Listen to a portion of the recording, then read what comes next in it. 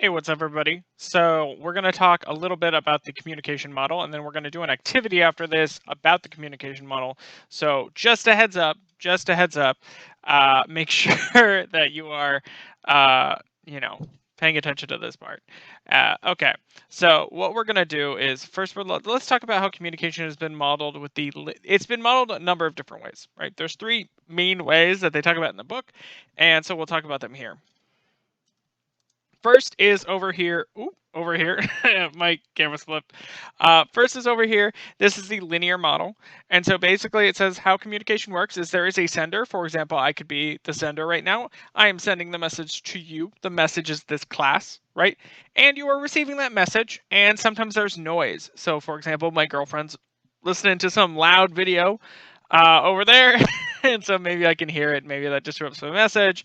Maybe you have, your mom walks in, or you have something goes on, right? The connection cuts out. You lose a few messages, right? Besides that, that's how communication works. Well, turns out there's a lot of flaws with this model of communication. First of all, if that is how this worked, why is everyone watching this video and getting something different from the video, right? If everyone was functioning like this, which this is literally used, this was originally derived from how radio towers communicated. Literally, one radio tower would send a message and receive it, right? And that's how they modeled human interaction. Doesn't make sense to me, but maybe in the 1970s it made more sense to you, right? But if that's true, you are all sitting in the same online asynchronous class. How come you all aren't going to get the exact same grade? Well, it turns out the way you're receiving that message changes based on a number of reasons, based on a number of contexts, based on your own experience, based on my experience and how well we relate. And so turns out that's not how communication works. There's other factors to it, but that was the basic one that really disrupted the linear model of communication. Okay, let's move over here. This is called the interactive model. This is a little bit better. As you see, there's stuff over here. So now we are both source and receiver. So you can, for example, put a comment on this video, right? And I can give you some feedback. Next, there's channels. Channels are how you communicate the message. How you communicate the message changes, right? Think about the difference between a online asynchronous class, an online synchronous class where you have to meet on Zoom, and an in-person class, right? All of those things vastly change the experience that the class has, right? And so changing the channel changes a lot about how the message is communicated, right? I swear you will never talk like this in person, but every time one of you sends me an email, it's, "Dearest Zachary, would you please do me the favor and honor of please extending so and so assignment," right? And I'm happy to do that. But why are you talking like that? I don't talk like that, even in this class, right? And so it changes, right? You can also give me a little bit of feedback. There's also context that happens, and then noise just changes to interference, but that's still one of the things that's here. And so this is the linear and interactive model. And then finally, okay, sorry, that's for the next page. So finally, this gets to I'll stop covering that, transactional model of communication. And so instead of sender and receiver, we're both communicators. There's still noise. There's still a field of experience or context. There's still messages. There's still feedback. The only difference here is those three little green words: behave, encode, and decode.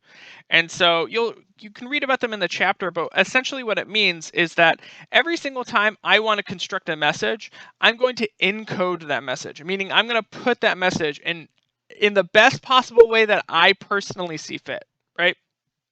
And then you, in the best way that you can personally do, based on your own life and perception, you're going to decode that message and try to get, what does it mean to you, right? And so that's why some of you, and I've had this happen before, have probably taken a public speaking class before. It's not, I'm not going to say no one has. I usually have in every single class, I have like 5 or 6 students who are like, "I took a public speaking class, I hated the professor, please don't be a jerk." And and I'm like, "What's up? I'm gonna try not to." Happens every single semester, right? And I'm sure you've had classes before where you're like, "I like the material, just hate the professor," right? He or she, right, is not encoding that message properly, right? Maybe that professor is just not encoding a message that's receptive to the way that you decode messages. Um, and in the same way, right, you can sit there and someone's like, I love this professor. They're so great. And then you take them and they suck. And it's like, what's going on here? Well, it turns out you and your friend are decoding the messages differently. And so that's just how communication works. And so we can think of a number of different examples, right, where this comes into play and is important to understanding how communication works and why we talk about it. And I think personally, this is one of the most important and valuable things that I teach, right? Um, for example, when my mom and my girlfriend met for the very first time, what my mom said, the very first thing my mom ever said to my brand new girlfriend at the time was they had similar black bags. My girlfriend got her bag from Target, and my mom got a Coach bag off eBay.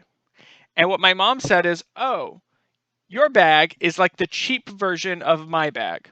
The first thing that my mom said to her was that your bag is cheap. What my mom meant to say after I talked to her about this was, oh, I can't believe we have the same taste in bags. You probably just have a version of mine because I got a Coach one. Um, she was trying to break the ice. What my girlfriend took from it was my mom calling her cheap and poor, which, right, the way my mom encoded that message, bad. The way my girlfriend decoded that message, also bad, right? I mean, fair for my girlfriend. I don't blame my girlfriend at all for that. But that's how it works, right? It's not really, you could say it's my mom's fault, but she tried to encode that message in the best way she could. She didn't do it in her best way. And just because you communicate, sometimes people will decode a message and be offended or upset, or you can hurt someone's feelings. And you didn't even realize, you didn't even mean to do that. You didn't even do it in a way that's so blatant like my mom did, right? You hurt someone's people all the time. You can accidentally hurt someone's feelings. It's just an issue with encoding, right? And in the same way, sometimes you can decode messages and get offended at what someone says and not even intend, and you missed the entire intention behind that message, right? And so really communication is not one person's fault or another person's fault. It's usually both people at work trying to get some sort of intention and meaning together. And that is where meaning is. Meaning is with both of us, right? And so we will now move on to our next activity, where we're going to try to see if we can get this a little bit more clear.